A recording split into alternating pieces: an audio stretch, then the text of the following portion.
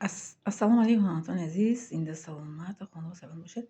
مراجعه من به حاجی اسماعیل، همون حاجی که میگه که فقط که بچه ها بعد مکتب میونه بررسی نروید.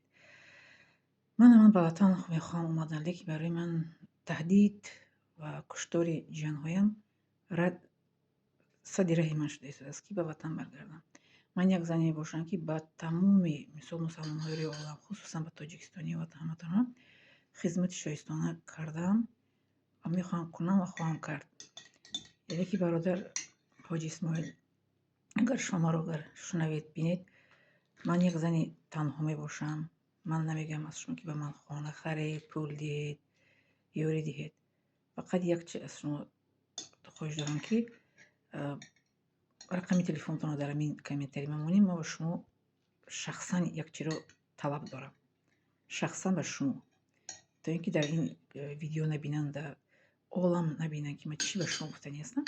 از شما شخصا میخوام یک چیز رو پرسم، مصلحت گیرم و شاید که شما یاری توانید کردن در همین کاری که من با شما مصلحت کردنیم.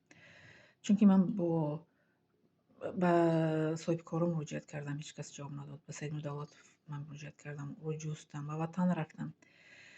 من در جستجو هستم، من در فکر پیشروی وطنم هستم، در پیشروی سلامتی وطنم هستم. میخوام که برای سلامتی وطنم خدمت کنم. سلامتی این چیزی است که در هیچ کی جا نمیفروشه و نمیخرن و فکر سلامتی هم هر کس نمیکند. و خصوصا زنی مسلمانی که مثل که من معلومات دینی دارم، معلومات دینوی دارم، معلومات طبی خدا و مناسب گردنده است. من میخوام که برای خلقم خدمت کنم. لیکن چگونه کنم؟ راههایش دیده ایستادم، نتونسته ایستادم. میخواستم به وطن روم. شاگردان گفتن که معلم شما الکترونیک بلیط میخریم، بیاین تاجیکستان. جانم خیلی کرد، تهدید کرد که مثل که ما ترا مثل نیست میکنیم. وقتی که در وطن بودم، در رسید مرا گفتن که تیز خیز بیاین که دخترچتون مثل که مشکلش ده. شاگردان یک قسم بلیط خودم کار کردم در اونجا، مثال مساج جمعه کردم، آدم رو خیلی آدم رو تابت کردم. در 40 روزی که در تاجیکستان بودم، از 6 اکتبر تا 15 نوامبر 2025 سال در وطن بودم. من نیمی بلیط خودم کار کردم، نیمی بلیط شاگردان دستگیری کردن. خدا برکتشون دیه. برای همین التماس مرا نگیرین. رقم تلفن در کامنتری مونی حاجی اسماعیل. کسی اگر از شما تماشابین و رقم تلفنی حاجی اسماعیل داشته باشن، در همین ذریعه کامنتری من نویسن. حاجی اسماعیلی که خداوند آنقدر رضا باشه دوی موج میکند که مثل آدمای گمشدگی رو میموند، مثل که میگه که برای روسیه نروین. اینا من میخوام که به وطن برگردم، لیکن به کجا برگردم، چگونه برگردم؟ ندارم راهی برگشتن رو.